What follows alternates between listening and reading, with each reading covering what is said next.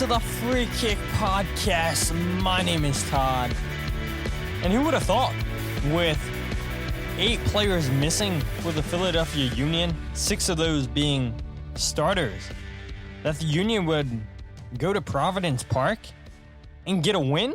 Their first win of the MLS season by a score of 3-1. Braced by Julian Carranza, a goal by Cavan Sullivan. And this was a big performance, a big performance by Jim Curtin's team on the night to, against all odds, really. You would say that, yeah, we'll take a draw. To think that the Union would go in and actually get a win, I didn't think it was possible, and I'm sure a lot of you guys didn't think that would be possible either. And the Union do exactly that. And they're still undefeated. And yeah, I guess it's one thing, right? Jim Curtin mentioned this after the game, that everybody in the media would be talking about how now it's a winless streak for the Union if they didn't get this win in Portland. And now we can call it a undefeated streak. And yeah, theoretically it still was that when you had 3 straight draws, but now it feels so good to get a win. And you come back to Subaru Park this Saturday for a 2 p.m. kickoff, by the way. I gotta remind myself that the game is not at 7:30. It is at 2 o'clock. And it'll be nice to get a nice afternoon game at Subaru Park. And hopefully the weather's good. I haven't even checked it. But Minnesota United come to town, first place in the Western Conference. And yeah, the Union have some momentum rolling. You're going to get your players back from international duty.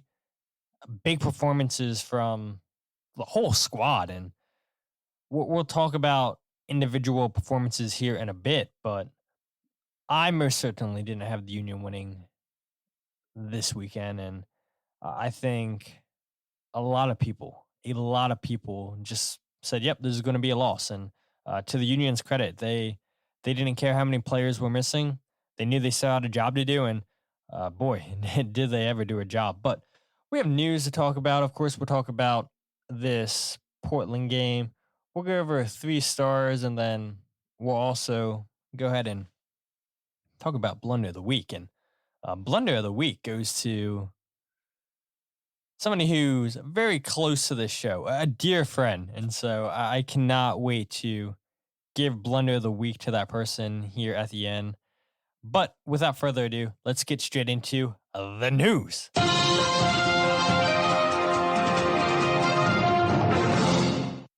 All right, so only 2 points that I want to hit on real quick, and it's really nothing that huge in my opinion.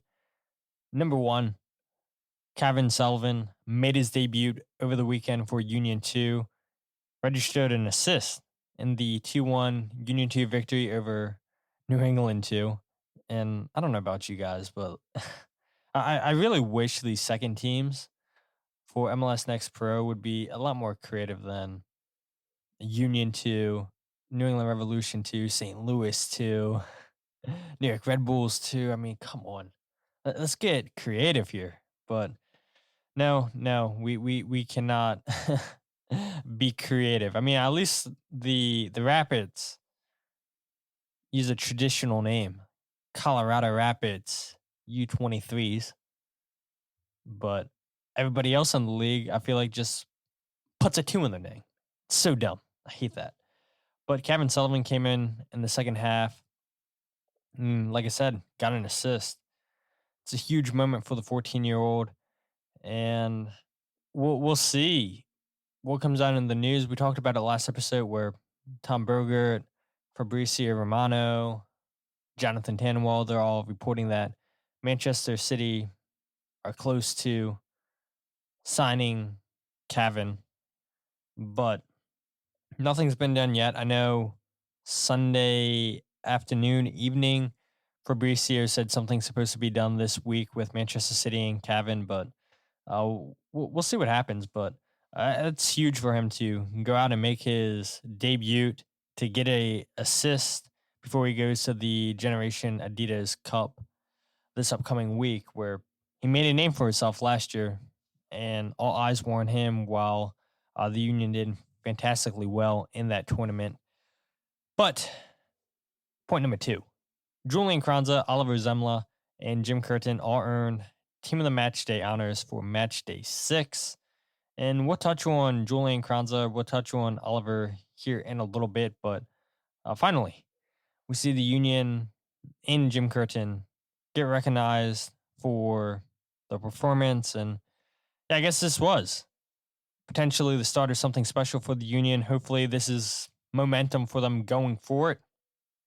And in the 3 draws, yeah, I guess they definitely didn't deserve to get in any of these team of the match days, but against all odds, like I said, I'll keep repeating myself. People did not expect the Union to win. People in the national media did not expect that to happen, and once it happened, everybody was completely shocked. So, well done to those 3 people within this Union team. But like I said, I mean, we'll go ahead and talk about this Portland versus Philadelphia Union game. As we all know, that game ended 3-1 to the Union. And this was the perfect game for opportunities for players like Jeremy Rafanello, like Oliver Semmle, Olivier Bizo. He had an opportunity as well in this game where I think it's pretty clear that he's lost the starting right back job to Nate Harriel.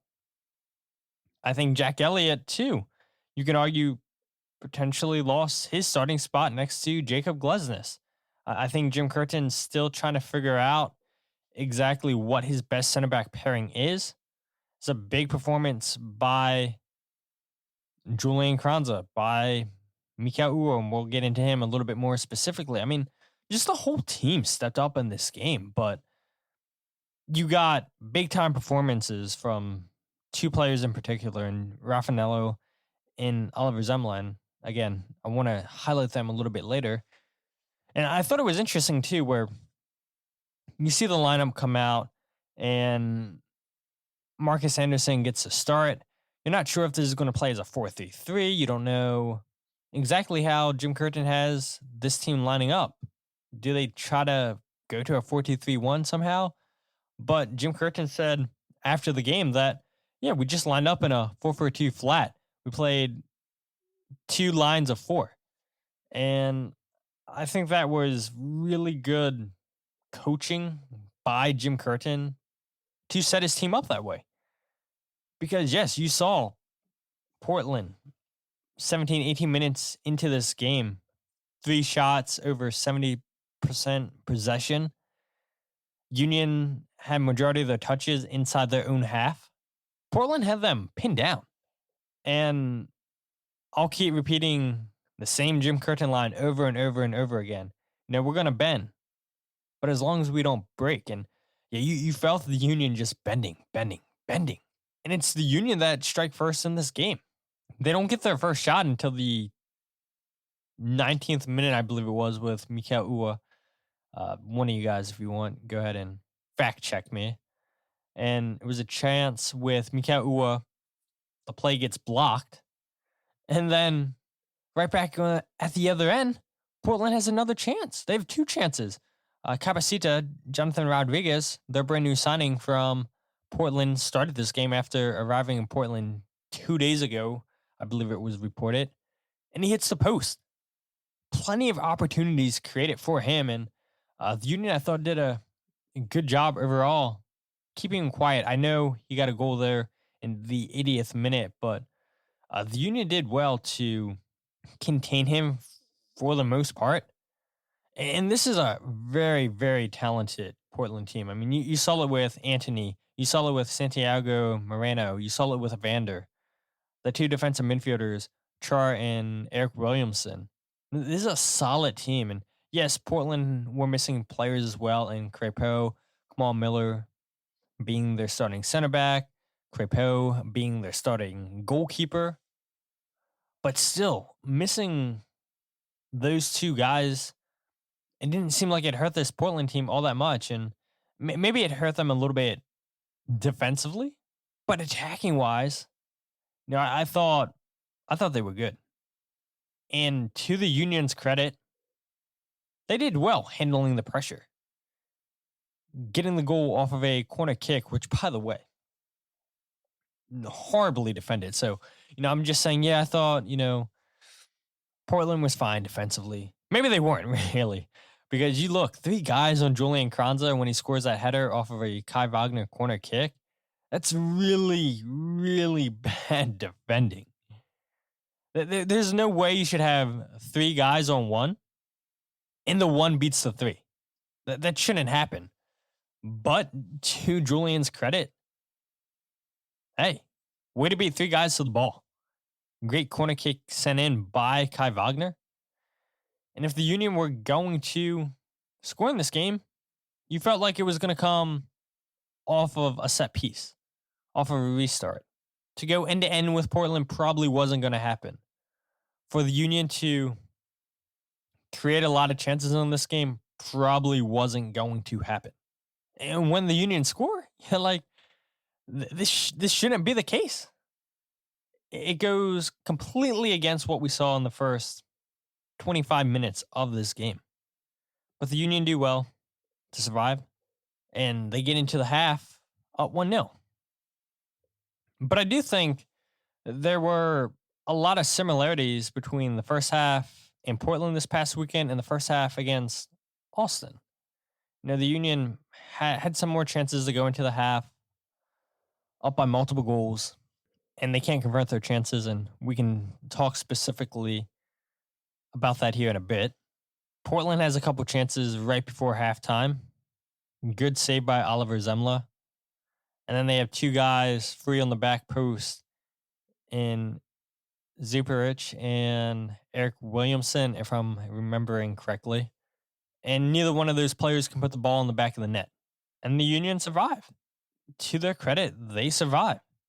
Go into the half with a lead. Back-to-back weeks now. And was it deserving? Probably not. I mean, there was a real case that this game probably should have been 2-2 going into the half. And it was only 1-0. And to the Union's credit, they come out firing in the second half, scoring two more goals. Have a 3-0 lead. Just a really solid performance by the Union. A real solid performance. The best performance, I'd say, of the whole season. But we're talking about specific players and whatnot, and I think Jeremy Rafanello, who, spoiler alert, is my third star on the night, he stepped up big. And you would expect that he would play as a attacking midfielder. It doesn't happen. Jim Curtin plays him next to Alejandro Bedoya as one of the eights in a flat 4-4-2. And it worked out well, I thought. He worked his butt off defensively, offensively. You saw him shoot all three of his shots outside the 18-yard box. Gets close in the first half, just goes over the crossbar. The shot in the second half where Quinn Sullivan scores off the rebound, that was at least 35 yards away, and this ball is just coming from distance, and it's just knuckling down, and Pantomis spills it, and Quinn Sullivan, to his credit, is right there to just put the ball in the back of the net. And I don't think this Union team, other than Jacob Glesnes, has a player that can cause that much chaos from distance. That's a real weapon to have, a player that's going to take shots from outside the 18-yard box. And not only is he taking shots from out there, but they're on target. It's one thing if you're just shooting and you're shooting recklessly, and it's just going everywhere. But all three of Jeremy Rafanello's shots, I feel like were on target from a distance. And that's such a vital weapon to have. But we know to get into this Union team, the number one thing you got to do, you got to play defense. You got to track back. You got to work your butt off. And I thought Jeremy Rafanello did exactly that. And did he do enough to get the start this weekend against Minnesota? No, of course not. Of course, you're going to put your DP number 10, Daniel Gazdag, in the starting lineup. But what I do think Jimmy Rafanello's performance did is tell this coaching staff, look, when you need to close out games, Daniel needs a rest. You can trust me. You can trust to put me on the field. Jeremy Rafanello did nothing this past weekend that warrants him not getting another opportunity, not getting chances off the bench. And maybe if you need to give him a spot start here and there, yeah, you feel confident. Got the start against Sporting Kansas City and played conservatively in that game. We touched on that in our review episode a couple weeks ago. And Jim Curtin even said, that was because it was part of the game plan. But you unlock the chains and you say, hey, look, go out and play your game. Take shots from distance. Look for your teammates. Try to play those through balls like we saw to Mikael Uhre in the second half, where we can talk about that play as well here in a little bit. Jeremy Rafanello was definitely by far one of the best players on the field, in my opinion. And this is what Jim Curtin had to say about his performance after the game. Yeah, it's not easy. It helps to have Ollie next to him, and I thought they did a great job of sharing the load. And when you look at, especially at the end of the game, when Portland literally threw 7 great attackers on the field, that's not easy to deal with. So to deal with a player like Evander, Moreno when he came inside, Anthony, coming inside as well, and knowing when to make a tackle, make a block, hold your ground, cut out a passing lane. There's a lot of nuance that goes on for a central midfielder, and Jeremy really stepped up in a big way.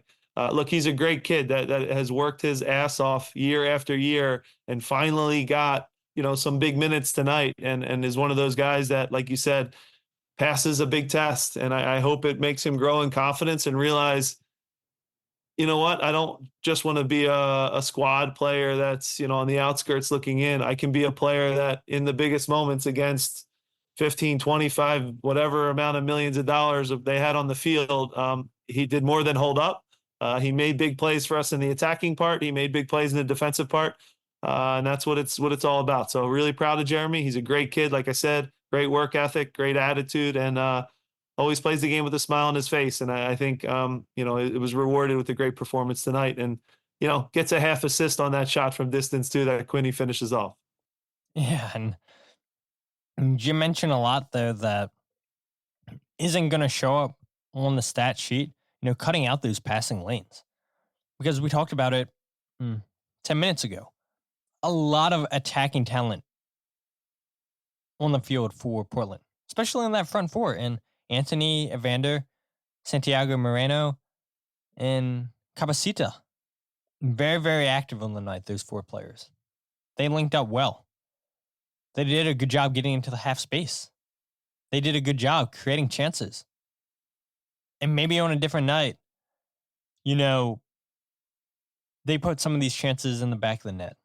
But I thought, like Jim said, Jeremy and Alejandro Bedoya did a good job just cutting out these passing lanes. And yeah, I mean, little miscommunications here and there, players getting in behind. But when you needed somebody to step up, that somebody was Oliver Semmle, who's excellent in the 9. And I don't want to harp on him yet, because there's moments in this game that I kept bringing up. And, you want Mikael Uhre to score goals.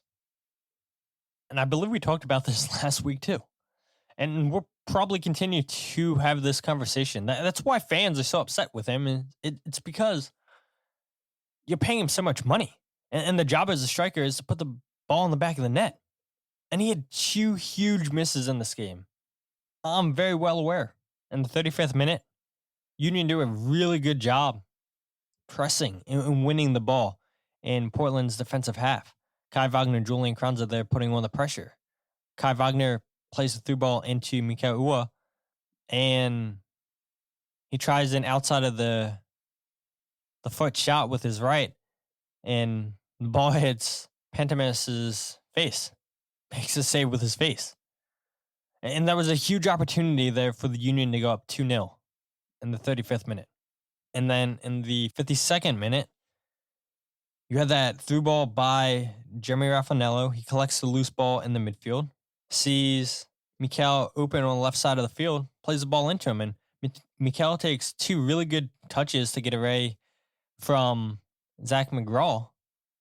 And then he takes a third touch, and by the time he takes that third touch, Pentimus reads it and comes off his line well and shuts down Mikael's opportunity there. It looked like Mikael was trying to curl the ball into the corner, but it's a missed opportunity. But at the same time, without Mikael Uhre and Jacob Glesnes, the third goal doesn't happen. I think that third goal was the nail in the coffin for Portland. People say it all the time, the best defense is offense. You keep scoring goals. And Cavan Sullivan gets fouled at the halfway line by Zuberic. Glesnes realizes that, hey, look, he's one of their center backs. He's out of position. Let's quickly take this restart. And credit to Jacob and Mikael for just being on the same page. And then Mikael takes her first time low-driven cross into the box, and Julian Carranza is there to get his brace. In the Union, they didn't create a ton of chances from open play. It's little things. Making plays off the restart. Scoring off of corner kicks.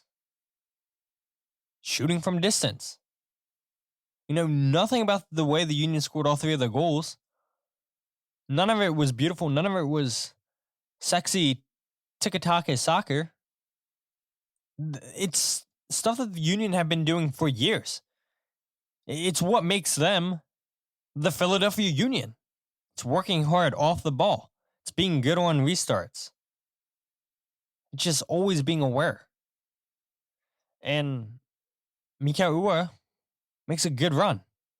Good awareness. Great ball by Jacob Glesnes. And when you're playing on AstroTurf, the ball tends to roll a little bit quicker. And so the pass by Jacob into Mikael had to be perfect, and it was. And you could tell after the game, Phil Neville was a little bit annoyed that his team didn't get the victory. That he said this was the most disappointing that he's been since being named the head coach at Portland this season. That they were the better team. They played the better soccer. But just because you do that doesn't mean that you're going to win. The Union did all the little things right. And that was enough to get the victory. Now, watching Phil Neville all over the years, playing for Manchester United, playing for Everton, man, his response after the game was just so bitter. It's like, dude, just admit that your team wasn't ready. That there's little moments in this game that they were just not focusing on. Because I said it. He's aware. The players will tell you too that they shouldn't have conceded on a corner kick. They should have been in position for a quick restart. The goalkeeper should have done a better job on the Jeremy Rafanello long shot. But hey, look, you got to create your chances. You got to create your luck. And if you're not creating those chances, if you're not finishing off those little plays, then you're not going to put the ball in the back of the net. And I think I said this on a podcast last week when they had me on to review the Austin game, talk about this Portland game. Edge of Philly Sports is the name of the podcast. Thanks to all the people that tuned in live for that.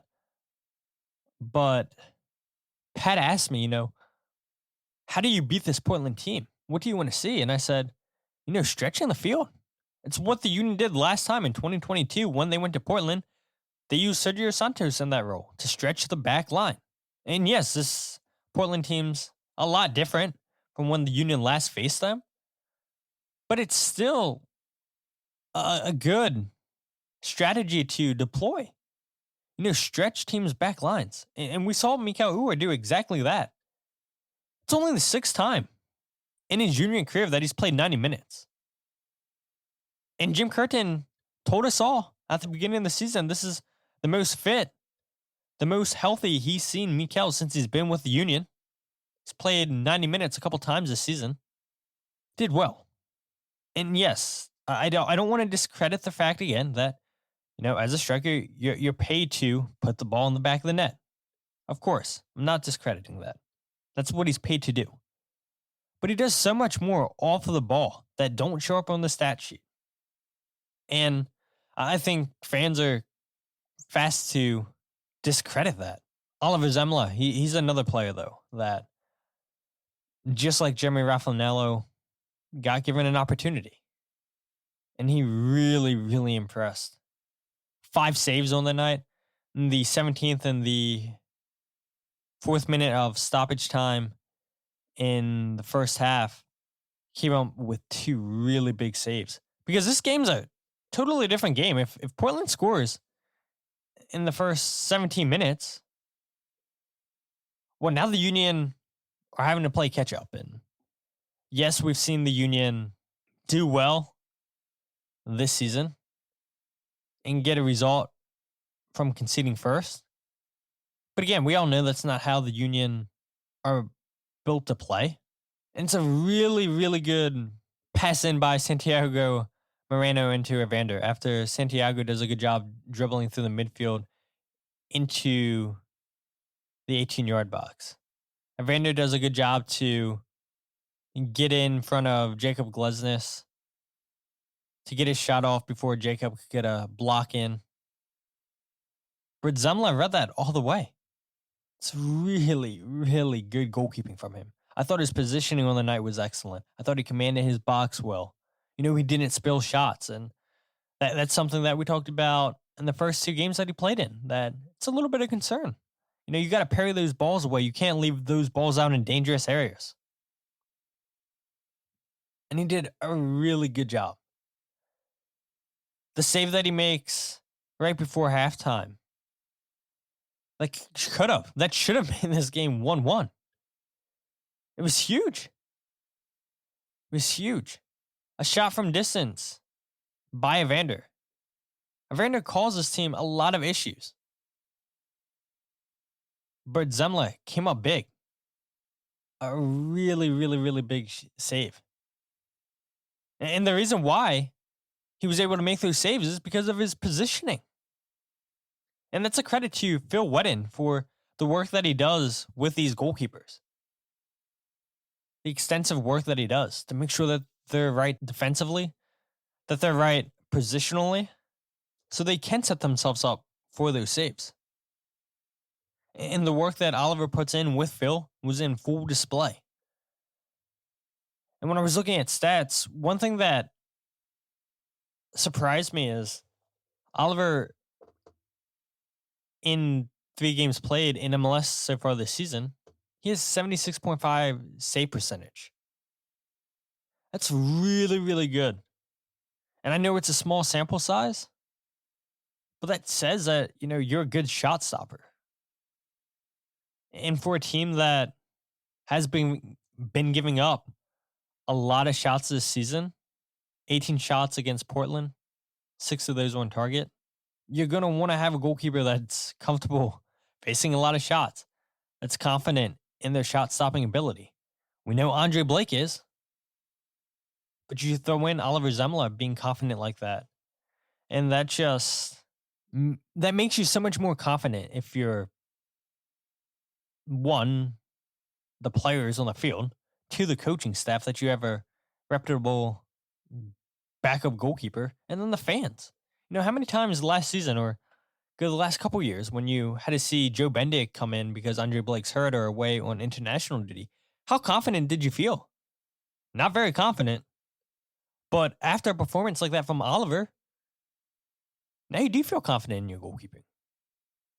And I'm not naive. I'm not dumb. Yes, Portland had plenty of chances in this game. They should have had more than 1 goal. But look, you got to take your chances. And if it's a different night, then maybe Portland does come away with the win. But still, Oliver made the saves that he was supposed to make. On the goal that he did give up, there was no issue on my end. There was nothing he could do. A little bit of miscommunication once again between the Union center backs and Elliott and Glesnes.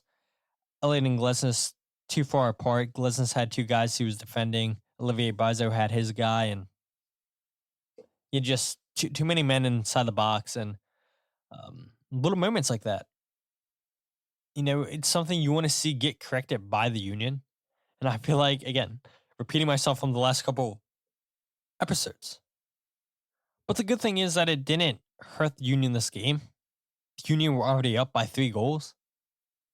Yes, it's something that you want to see the Union correct. And so that's why I think it's going to be not talked about as much. And again, repeating myself, the goals that the Union are conceding are preventable, they're fixable. So you got to feel confident in this team right now. But Jim Curtin, a lot of praise for his young German goalkeeper after the game. In this building in particular, when it's sold out and loud and scary, and they have the attackers they have, to have a calming presence back there is important. And I thought he did a great job, much like Andre does for us as well. So goalkeeping, you guys know how much I value it. It's worth 12 to 15 points every season at a minimum.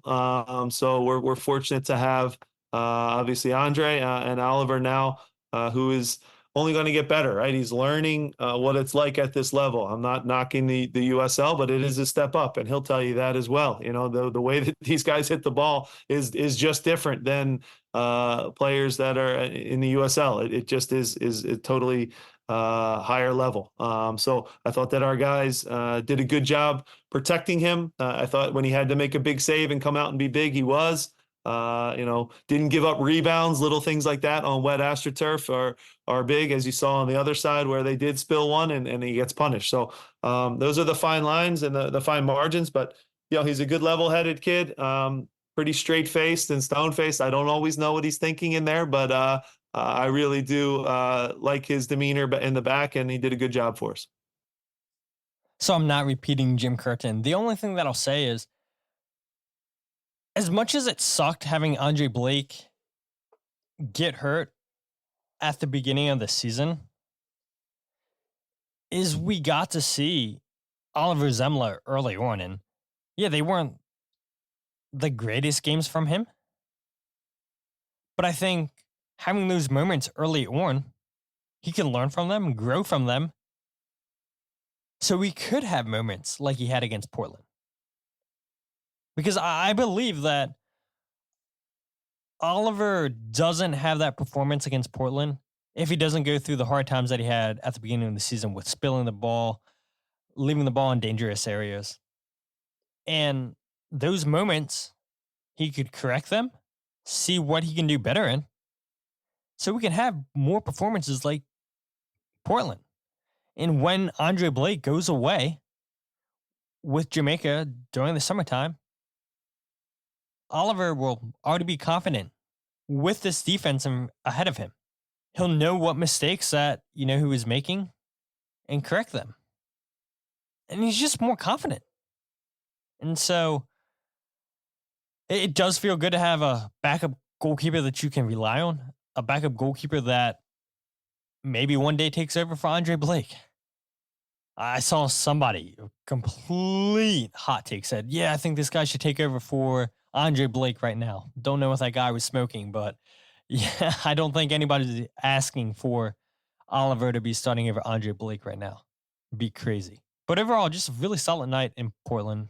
Union's best performance of the season. Hopefully, they can build on that for this weekend's game against Minnesota United. I don't think there's anything that I'm leaving out from the Portland game that I needed to touch on, But if I did, of course, you guys will let me know on social media. But 3 stars, again, don't really need to touch on any of these guys that much since we spent a significant time already talking about them. 3, Jeremy Rafanello, 1 chance created, 7 ball recoveries. Oliver Semmle, star number 2, 5 saves. Julian Carranza, 2 goals on 2 shots, 2 out of 2 tackles won, 2 ball recoveries. You can make an argument that Oliver was the best player on the night for the Union. I will definitely listen to that conversation. But you also got to score goals. And Julian Carranza did exactly that. Didn't get a ton of chances created from him this game. The shots that he did have, he was clinical, put him in the back of the net. And not to be negative, but you worry a little bit come the summertime if the Union do wind up selling Julian Carranza. How do you replace Julian Carranza? I don't think you do that. We talked about that before, right? The Union won't go out there and spend the money that you need to spend to get a player of Julian Carranza's talent, but it's a good step in the right direction. And again, hopefully this continues. But blend of the week. I'm so excited for this.